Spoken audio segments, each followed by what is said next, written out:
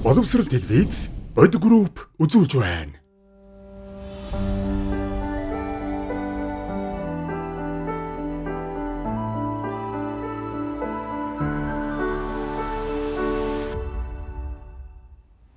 Монгол улсад одоо орчин үеийн геологийн салбар одоо хэдийн үеэс ихсэн байд юм бэ? Монголын газар нутаг дэвсгэр чинь дэлхий үүсэж хөгжсөн тэр үеэс л анх одоо бүрдээл тэгэл тэн дотор геологийн олон янзын үзэгдэл процесс явагдсан. Тэр үед Олон янзын хувирал өөрчилж явсан. Тухайлбал нэг үе далай үүсч байсан.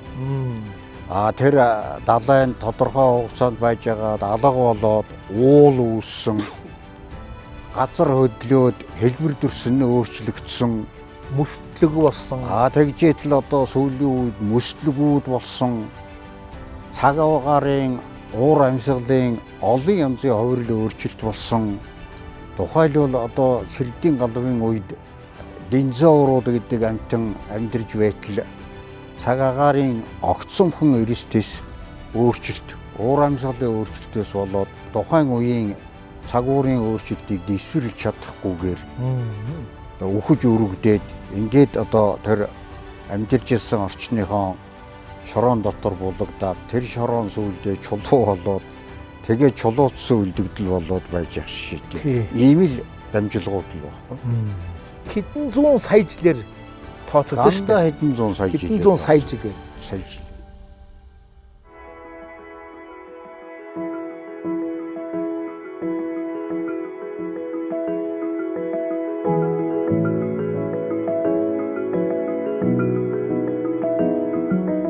Сайн байцгаана уу? Эрхэм хүнд үзэгчдээ. Бас нэгэн эгд эрхмийн эгдгүү түүхийг нээн ярьцахаар хөтлөгч миний бие бэлэн болоод байна. Эгд эрхэм нэвтрүүлгийн энэ удаагийн зочноор геологч мэргэжлэр 47 жил тасралтгүй ажилласан геолог хаагуудын инженер Монгол улсын төрийн шагналт Цэрэн Очиргаа бидэнтэй ярилцахаар урагдсан ирээд байна. Сайн байна уу та? Сайн байна уу. Тэгэхээр одоо би зүгээр өөр дотроо тэгж боддог. Одоо ингээд эртний монголчууд нүүдэлчд одоо бидний өвөг дээдсүүд тэр хүннүүс өннүүг юу гэсэн тийм. Одоо хаана ус байна? Хаана алт байх уу гэдгээ мэддэг. Тийм нэг аргачлалууд байсан уу? Таны одоо мэдхийн тэр ихний тийм сонин тийм юм байдаг юм байна лээ. Одоо жишээлбэл усыг бол зүгээр одоо хаашаа бивэл бас нарийн учрыг мэдэхгүй. Бионы эргээр мэдээд байгаа мó. Тэгэд гартаа одоо нэг тийм металл төрлийн юмыг барьж явж хагаад тэгэд одоо газрын гүнд багцаагаар одоо тиймэрхүү гүнд тэдийн хэмжээний ус байна гэж мэдэрдэг байсан. мэддэг. Тэгээд тэн дээрээс худаг ухаж усаа гаргаж ирсэн тийм түүхүүл байгаа. Тэрийг одоо өвлөөд эзэмссэн цөөн тооны хүн гадаад оронд ч байдаг, Монголч байдаг шүү дээ. Би энийг л одоо яг геологийн шинжлэх ухааны их үүсвэр гэж үзээд байгаа шүү дээ. Таны мэдхүйн нэг их үүсвэр. Геологийн шинжлэх ухааны таны мэдхүй. Өөрөөр хэлбэл гидэр геолог гэдэг бол геологийн нэг салбар шинжлэх ухаан. Тэр ухаанаараа бол сая чин тэр ус цэгийг олдог. Тэр юм. Өөр нэгэн юм нь бол тухайн усныхаа бас химийн найрлагыг одооных шиг ижбүрэн нарийн судал тодорхойлж чадахгүй ч гэсэн бас тодорхой хэмжээнд таны мэдээд өөрийнхөө эрүүл мэндэд аршаан болгож хэрэглэж эмчилгээний журмаар ашиглаж исэн түүх. Эрт дээр үеэс аршаан гэж ашиглаж исэн юм одоо зөндөө байна шүү дээ.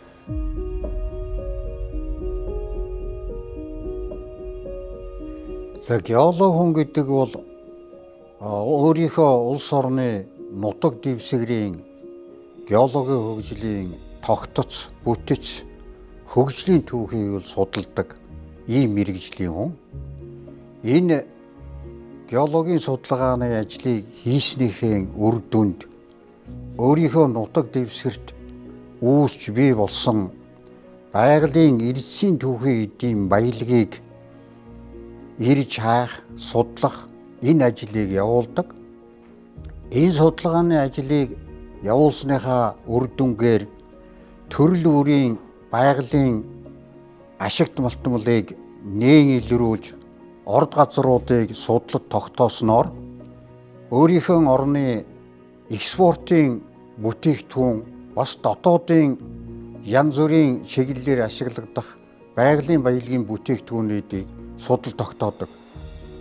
Энэ ажлын үр дүнд манай улсын хувьд байгалийн эрдэсийн түүхий эдийн асар их баялагтай орон гэж ингэж одоо Монголын геологчид бол тогтоосон. Энэ дотроо нүүрс, алт, зис, хайлуржанш, фосфорит гээд олон төрлийн ашигт малтмалуудыг нээн илрүүлж тогтоосон ийм түүхтэй.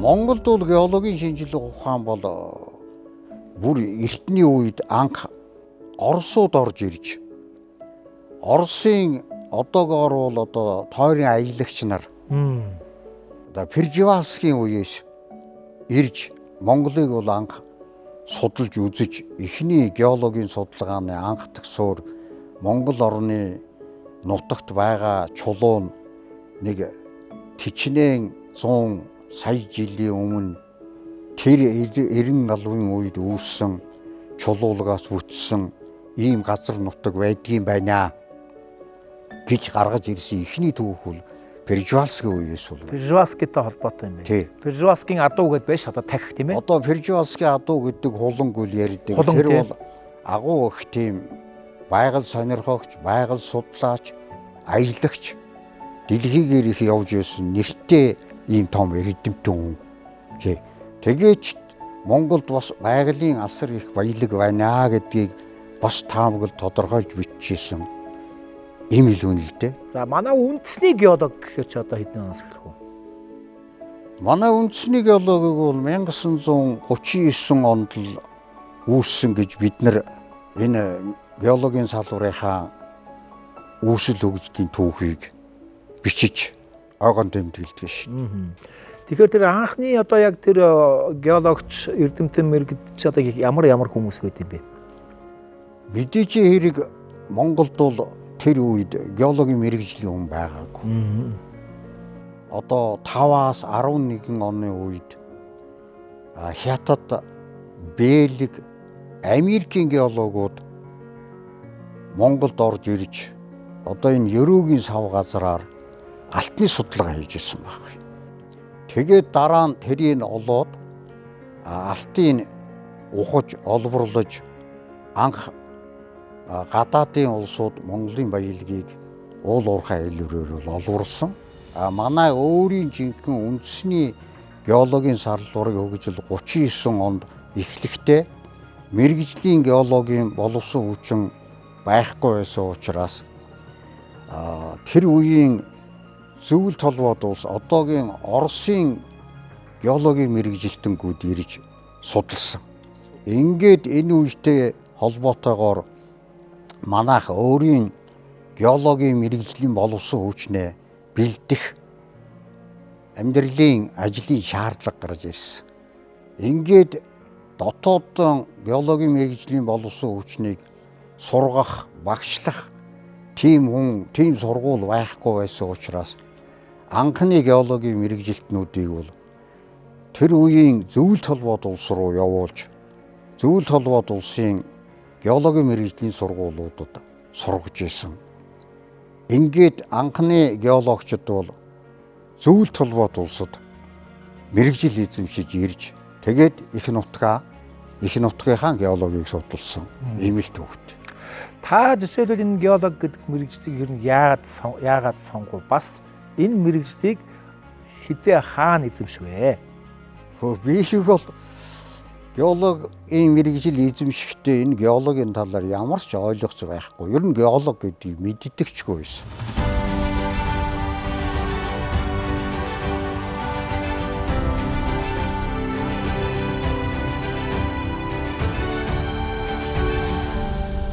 За би бол өөрөө хөдөөгийн малчин айлын хүүхэд мал маллаж яваал тэгэл одоо 10 дугаар ангинд төгссөн. Тэгээ хөдөөгийн хүүхэд байсан учраас ер нь нийгэм шинжил ухаан энэ тэрэ ойлгож мэдлэг бол мэдээж хэрэг зох ёсоор тэр үед бол нэгэн байсан. Тэгээд өөрөө бол би эмч болох ийм л мэрэгжилтэй. Ийм мэрэгжлийг л сонгохоор 10 дугаар анги бол төгссөн. Тэгээд 10 дугаар ангийнхаа улсын шалгалтуудыг амжилттай өгөж ангиа 10 дугаар анги амжилттай төгсөөд байж итл эмчийн мэрэгжил бол манай сургуульд хуваар нь бол ирсэн. Тэгээ эмч мэрэгжил болохоор улсын шалгалтын комиссод саналаа өгтөл чамайг бол одоо эмчийн ангид бол оруулахгүй. Чамайг Монгол Улсын их сургуулийн байгалийн ухааны факультетийн геологийн ангид авнаа. За геолог бол ер нь их тийм ирээдүйдээ манай улсын хувьд бол шин залуу ийм мэрэгжил чи сайн сураарай гэж. За ингээл одоо геологч мэрэгжлийг бол эзэмшсэн. Тийм учраас их сургуульд ирээд одоо эх орныхоо даалгавраар эх орныхоо мэрэгжлийн боловсон хүчин бэлтгэх хэрэгцээ шаардлагын дагуу намайг энэ мэрэгжлийг эзэмшиж сур гэж байгаа юм байна. Тэгээд л одоо сайн сурахын төлөө хичээл номоо их уншдаг байсан. Ингээд Монгол Улсын их сургуулийг онцгой дүнтэй тэр үеийн бидний хэллэгээр бол улаан дипломтой төгснө гэж байдаг. Ингээл улаан дипломтой төгссөн дөө.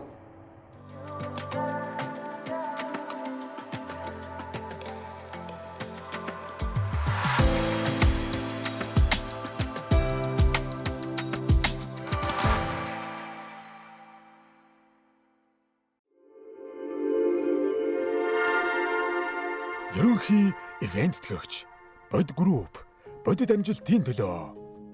Геологийн сургуульд сурж байна. За одоо манай үзэгчд сонирхуулаа гэхэд ер нь яг үндсэн гол хичээлүүд нь геолог мэрэгжил юу заадаг юм бэ? Геолог бол өөрөө дотроо их олон салбар шинжил ухаантай. Одоо зурглалын геолог гэж байна, хаагуулын геолог гэж байна, ус судалдаг гидр геолог гэж байна.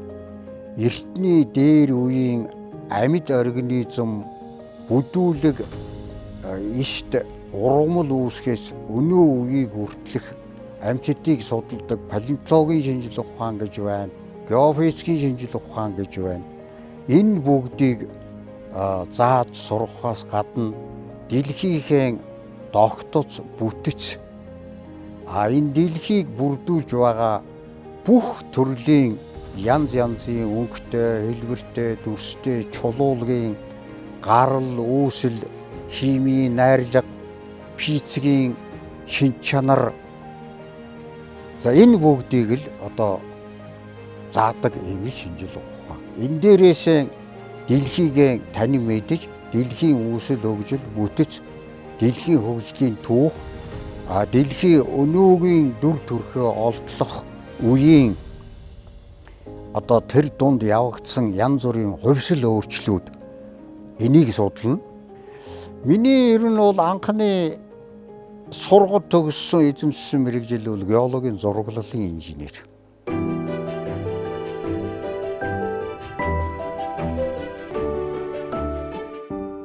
Ингээд намайг үндсэн зурглалынхаа ажлыг хийгээ явж итэл яамнаас манай одоо энэ хурц сайд гээд Монголын ард түмэн амтахгүй манай яамны орлого сайд байсан дуудсан. Тэгээ ирсэн чамайг одоо дархны алтны хайгуулын экспедицийн ерөнхий геологоор томиллоо. Ингээ чи тэнд очиж ажил гэсэн. Тэгэхээр нь би сайдаа гүй сайдаа эн чинь би геологийн зурглалын мэрэгжлийг өө. Би тэр алтны хайгуул гэдгийг чи мэдэхгүй. Ерөөсөө их сургуульд байхдаа заалгаагүй. Хайгуул гэдгийг ер нь энэ ч одоо би мэдэхгүй. Тэгэхээр бол би бол болохгүй гэсэн ийм бас саналаа хэлсэн. Тэгсэн чинь би малын эмч хүнийг геолог хий гэж хэлээгүй байна хөө. Би геолог хүний геологийн ажил хий гэж юм. Гэл ингэж одоо тушаас. Тэгэхээр нь за сайдаа тэгвэл одоо та надаа нэг чөлөө өг. Би одоо тэр алтны хайгуул гэдгийг чинь бие таа сурах гэсэн. Тэгээ сайд бол өө тэг. чи хэд хоног ном уншиж сурна, хаан сурна. Тэр Аяа хонгорд гэртээ сурна уу, Улаанбаатар сурна уу чи явж байгаа л хүрээ дээр гэж. Тэр үеийн номилч нэг тиймэрхүү одоо төс тас их сонирхолтой юм байсан. Тэгээ нэг сар ном уншсан да. Тэгээ одоо тэрнээс сайч явах арга байхгүй. Ингээд одоо ирээд тэгээд л сайд дээр за одоо сайдаа би бахан ном уншаал ирлээ гэсэн. Сайн байна. За одоо чи ажилдаа ор гэсэн. Тэгээ ажилдаа очиод орно гэхээр тэр үед дархны алтны хайгуулын эх сүдийз гэдгийг шинээр байгуулж Монгол орны нутагт алтны дагнсан ба төрөлцсөн судалгааны ажил хийх ийм эх сүдийзийг байгуулсан.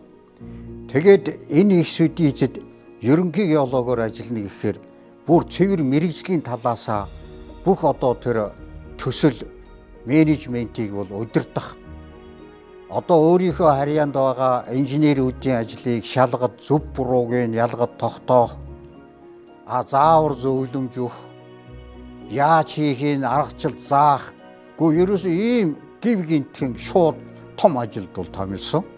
За тэгэл одоо яг хав миний гол юм бол нэг талаасаа мэрэгжлийн номуудыг уншсан. Тэр үед бол өөрийн төрлөх монгол хэл дээр бичсэн геологийн нэгч ном байдаггүй байсан тийм үе. Харин Оросын зөвлөлтнүүд улсын тэр үеийн мэрэгжилтэнгүүд үлээр ажилладаг байсан, зөвлөхөөр ажилладаг байсан. Тэгээд одоо тэр Оросын зөвлөх мэрэгжилтэнгүүд надад бас алтны хайгуулын талаар дагалдуул сургаж заасан. Тэндээс би бас их юм сурсан. За эннийхэн ачаар ингээд алтны мэрэгжлийг бол үндсэндээ өөрийн болгож одоо бүрэн эзэмшсэн гэж бол болно.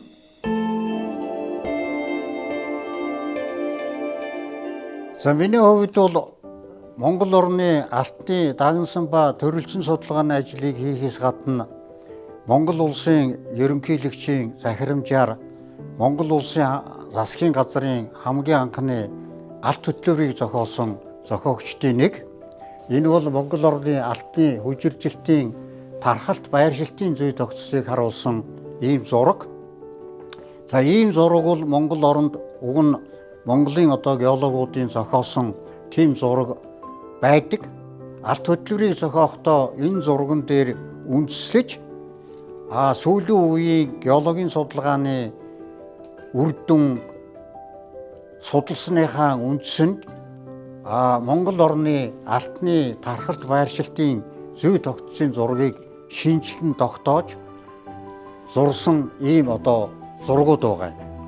За алт бол өөрөө байгалийн газар хөдлөлтөй голцоо холбоотой үүсдэг ийм өөрмөс төрлийн ашигтмалтан бол тэгтээ газар хөдлөлтийн дэлхийн цөм гүний магмуудтай холбоотой ийм хүчтэй газар хөдлөлтийн нөлөөгөөр газрын гүнээс итвэгдсэн хийм болоод усан уусамлуудаар алт өөрөө агуулгадан дамжиж дэлхийн царцас доторх чулуулаг дотор бол үүсдэг ийм учиртай. За энэ алт нь бол ихэнхдээ ийм өөхөн цагаан гэд нэрлэгддэг бидний хэлээр мэрэгжлийн хэлээр кварц гэдэг ийм цагаан чулуун дотор бол ихэнх нь бол агуулгадаг. Энэ бол манай Монгол орны нутгаас олдсон алтны гол ордуудын дээжийг бол энд одоо байрлуулсан. За энд бол ингээд алт нь харагдаж байна. Нөгөө талаас алтыг ирж хайхад ганцхан тэр алт нь өөрөө хүний нүдэнд харагдаж байгаагаар нь энд алт байна, алтны орд байна гэж ингэж одоо судалж хайдаггүй. Алтыг хайх шинж тэмдэг болсон алтны иргэлийн шалгуур нөхцөлийг бүрдүүлсэн ийм физик химийн хувирлуудад орсон чулуулгууд байдаг. Энэ чулуулгыг геологчун сайн танин мэдж түүнийг зөв тодорхойлсны үндсэн дээр алтныхаа ордыг зөв газарт ирж хайх энэ сонголтоо хийдэг. Тийм учраас энэ дээр үл энэ алтны ордууд байж болох шин тэмдгийг харуулсан физик химийн хүчтэй хувирлын өөрчлөлтүүд оруулсан хоёр дахь хувирлын гэд нэрлэдэг чулуулгууд бол энд одоо 50-тэй байна.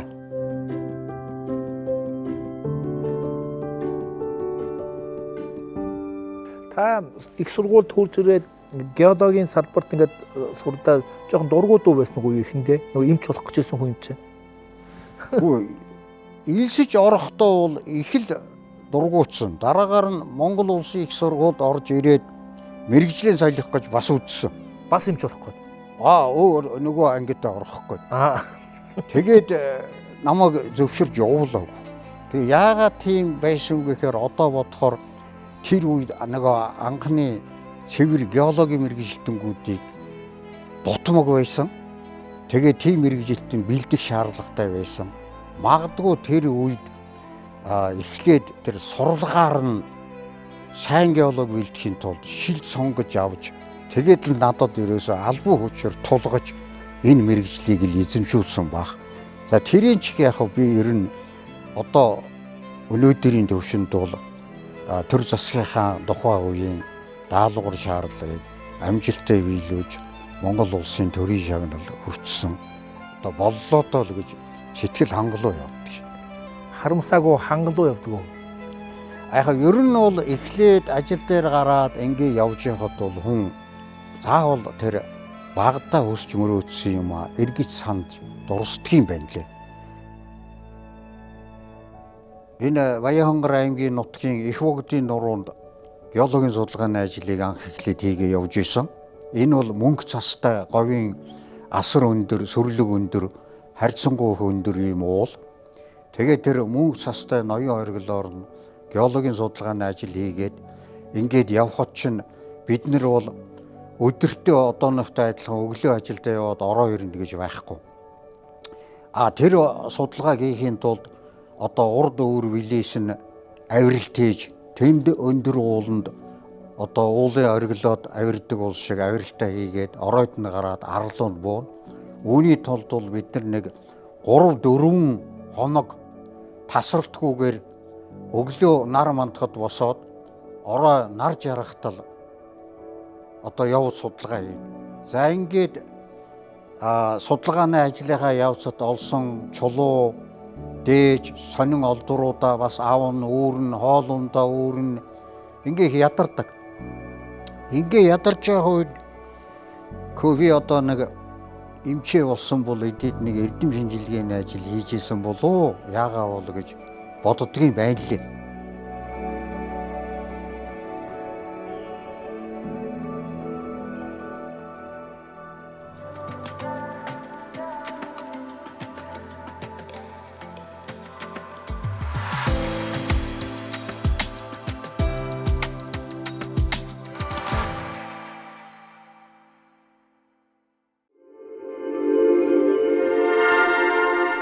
Ерөнхий ивент төлөөгч, бод групп, бодит амжилтын төлөө.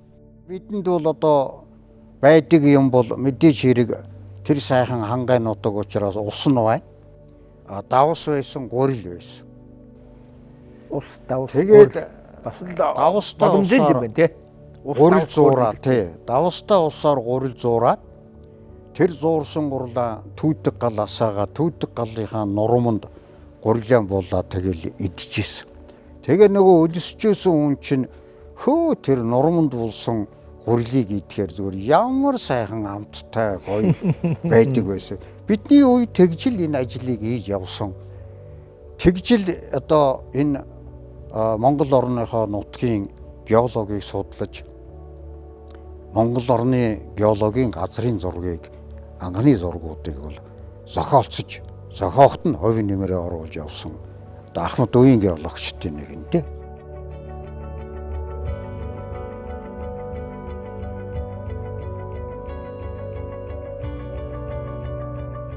Одоо таны хамгийн их мэрэгчлэрээ бахархсан, мэрэгчлээ хайртай болсон тийм үйл явдал юунаас олж та энэ мэрэгчлэрээ их гоё бахархаад хайрлах болов?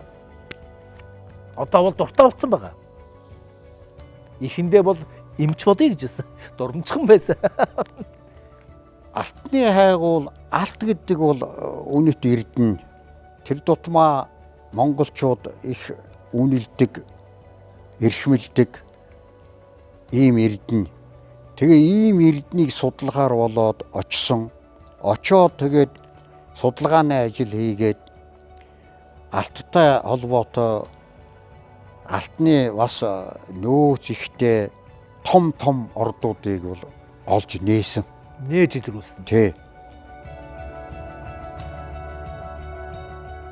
Ер нь өөрийнхөө амьдралын түүхэнд бол нийтдээ нэг 30 гаруй алтны их бага хэмжээний ордыг бол олж тогтоож судалгаанд нь бол оролцсон.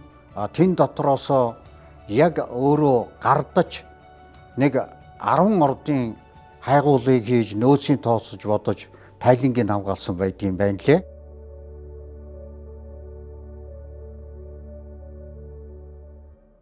Социализмын үе одоо манайх чинь социалист нийгмийн үеийн геолог мэрэгжил, геологийн ажил та одоо үүсэд сангаж явж тэр одоо гурилтаа, давстаа, галд үнсэнд булаад идчихсэн үе. Явган нүцгэн явж исэн үе. Одоогийн энэ зах зээлийн одоо нийгмийн үеийн геологийн одоо нөхцөл байдал хоёр ялгаа юу вэ? Ялгаа их. Тэр үе чинь бол бидний хэрэгэлдэг багаж тоног төхөөрөмж гэвэл нэг чулууга хагал зогтдог алах байна. Чулууныхаа дотоод бүтэц тогтцын дурандаж харддаг өсөгдөг шил лүүп гэдэг нэг өсөгдөг шил. Зүг чигээ олж явдаг луужин компас. За тэгээд нэг микроскоп. Тэгээ ийм юмтай. Энүүгээр л бүх юм хийдэг, энүүгээр л бүх юм тодорхойлдог. Эннийхээ үндсэн дээр л бүх дүгнэлтүүдээ гаргадаг байсан. Өнөөдөр бол шинжлэх ухаан техникийн дэвшил хөгжлийн цэцэглэлтийн эрен үе. Шинжлэх ухаан баг хөгжөөд оргилдоо хүрлээ гэж бас болдоггүй бах. Зүгээр бидний үедээ харьцуулах юм бол оргилдоо хүрсэн. Тэнгэр газрын ялгаатай. Тэнгэр газар шиг ялгаатай, тэмээ ямаа шиг ялгаатай ийм үе.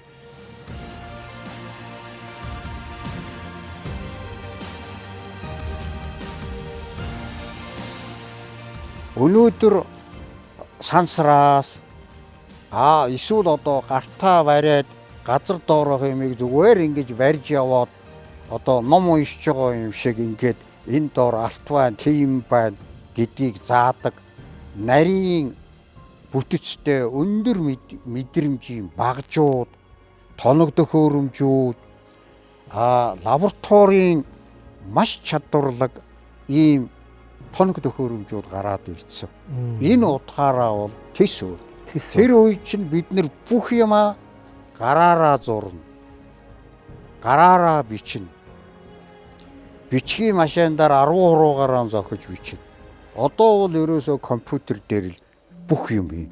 За, таны ер нь хүүхэд нас Эрдэнэ мандал сумд өнгөрсөн. Хүүхэд нас. Хүүхэд насынхаа дурсамжийг ярих уу? Яаж сурж байв? Сургуульдаа ямар шуу хүүхэд байв?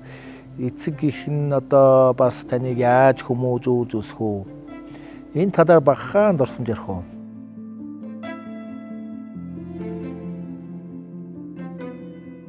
За би бол Аранхай аймгийн Эрдэнэ мандал сумын уугуул харьяат ийм хүн. Манай аав бол Доржийн Самбуу гэдэг ийм хүн байсан.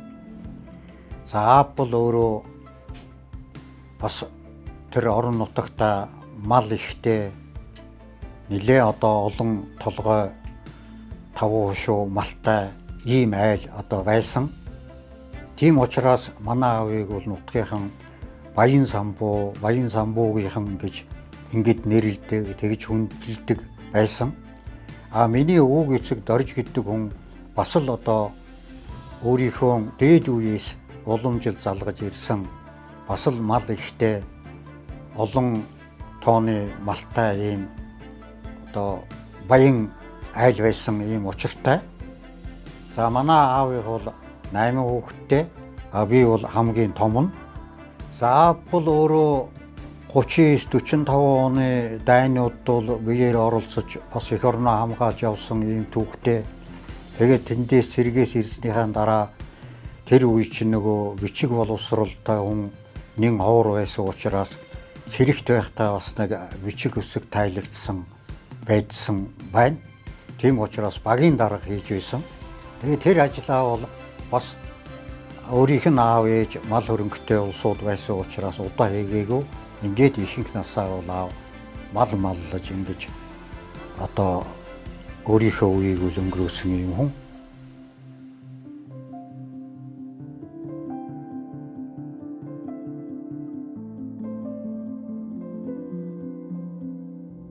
Манай ээж одоо бодоход бол их тийм оюунлаг хүн байсан юм байна даа гэж одоо өнгөрсөн хоон их л хожуу юмыг сэтгэж бодох юм да. Хүүгээ баг сургуульд ороход ээж минь надад нэг 4 аргын нэмж хасах тоо бодохыг заагдсан. 35 өсгийг ерөнхийд нь нэг таниулж заагаад ингээд одоо сургуульд оруулж ирсэн. Ер нь хөдөөнийхэн сургууль сурахаас их зугтаалгадаг. Ер нь мал дээрээ л гарах гэдэг байсан юм шүү дээ. Тийм учраас зарим улс бол ах дүүнэр намайг одоо аав чинь малтай ийм хүн чи одоо мал дээрээ гарч энэ аавынхаа малыг өвүүлж уламжилж малаа малул гэдэг хүн ч байсан. Харин манай ээж бол за миний хүү заавал сургууль сурж 10 дугаар ангинд төгсөөд тэгээд ихтэй сургуульд орж сурна шүү. Тэгээ ээж нь хүүгээ дагаж Улаанбаатар хот үзнэ гэж хэлдэг байсан.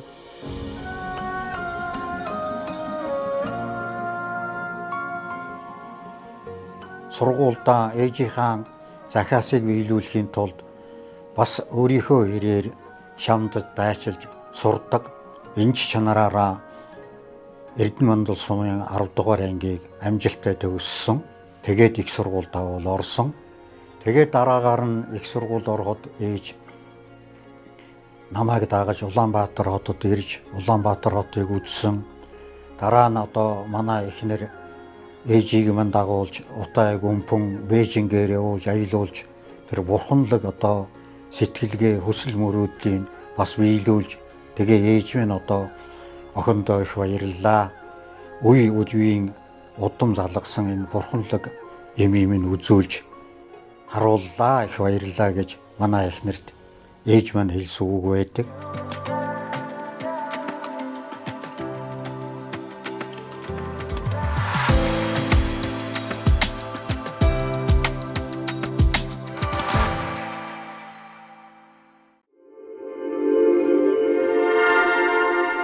Ерөнхий ивентлөгч, бод групп, бодит амжилтын төлөө. Та одоо жишээлбэл ажил мэргэжлийнхээ хувьд шинэлэг зүйл ч гэдэм үү, нээлт ч юм уу, урд хоочд байгаагүй тийм одоо эрдэм шинжилгээний ч юм уу, эсвэл одоо энэ ажил мэргэжтэй холбоотой тийм зүйл ажил таны хувьд байдгүй.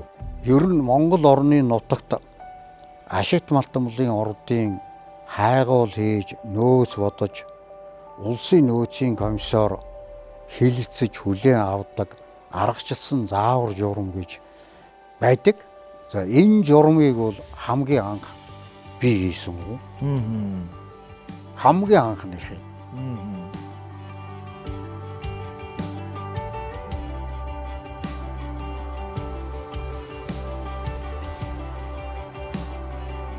Намайг энийг хийгээс өмнө алтны ордын ангиллын аргачлсан зааврыг хэрэгжүүлэх аргачлал гэдэг юм хийхээр 19 онд надад яамнаас захиалга өгсөн.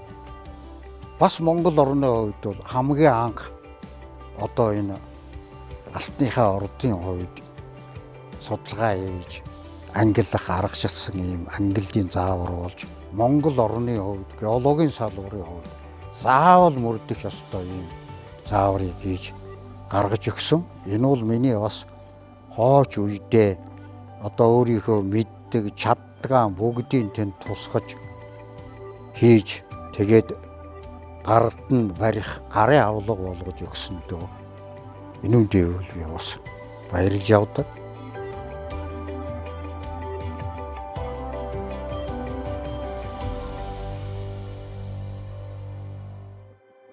За манай нэвтрүүлгийн тэм нэг уламжилт асууд байт юм аа. Таны яг одоо амьдралдаа барьдаг гол зарчим юу вэ? Юуг та одоо үндсэн шугамаа гэж барьж тийм зарчим байвал манай үзэл сонирхол ирэх үү? Хойч үеийн геологуудаа би юу гэж хэлдэг вэ гэхээр Оросын нэг эрдэмтэн хүний хэлсэн үг үйд. Муу геологч эх орноо хоосруулдаг, сайн геологч эх орноо баяжуулдаг гэж.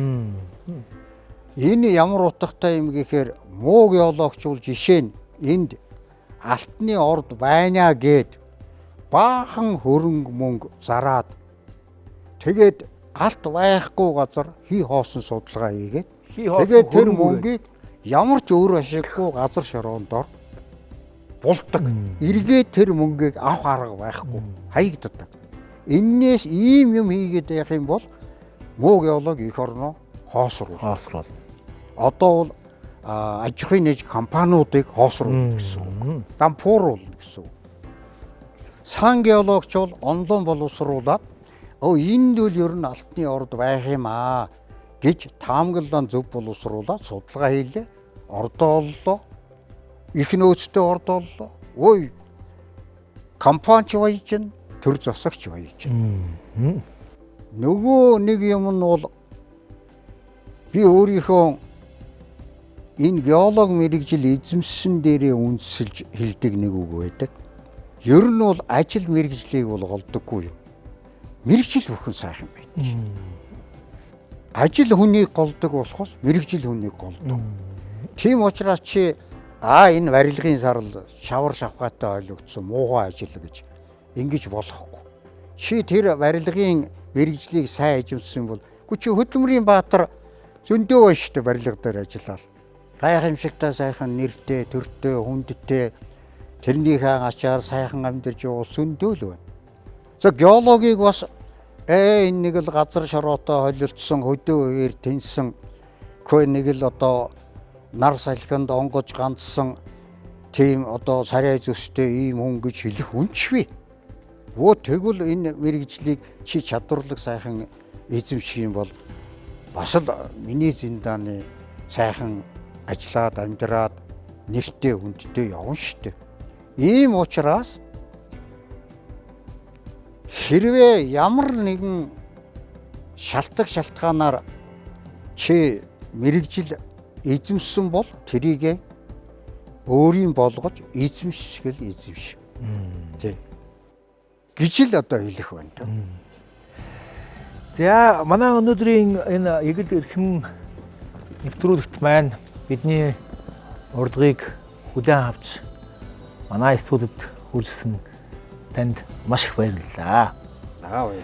За одоо ингээ манай Монгол орны одоо хөгжил цэцгэлэлт энэ эдийн засгийн ялангуяа эдийн засгийн дэвшилтэд одоо маш хүнтэй хувь нэмэр оруулж төрийн шагнад гэдэг энэ шагнадыг 40-р наснда авсан тэр ч утгаараа ийм шагнадын эзэн болсон олон одоо геологийн хайгуудыг бие дааж хийж олон ордыг нээж олон одоо бас онлын ажлуудыг хийж судалгаа шинжилгээний ажил хийж явсан одоо танд эгэл монголчуудын эгдхэн нэг эрхэм тантай ярилцсандаа туулын баяртай байлаа. Манай үзэгч гэсэн бас сонин сайхан яриаг сонссон байх танд баярлалаа. За ингээд энэ удаагийн эгэл эрхэм нэвтрүүлгийн дугаар үүгээр өндөрлөж байна. Дараагийн дугаараар дахин уулзлаа. Баяртай үзэгчдээ.